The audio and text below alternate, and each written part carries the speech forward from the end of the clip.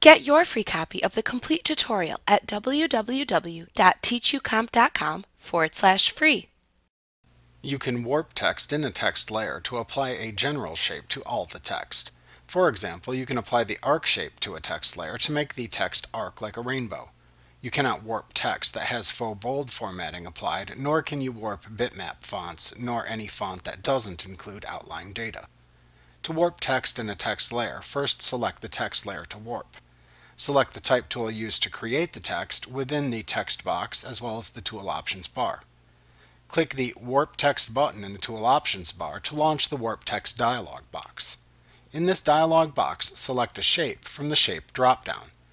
After selecting a shape from the Style dropdown, select whether it is applied in a horizontal or vertical manner by selecting the desired option button if available. Then use the Bend, Horizontal Distortion, and Vertical Distortion sliders to increase or decrease the settings applied to the warp effect. Click the OK button when finished to warp the text in the selected layer. Like what you see? Pick up your free copy of the complete tutorial at www.teachucomp.com/free.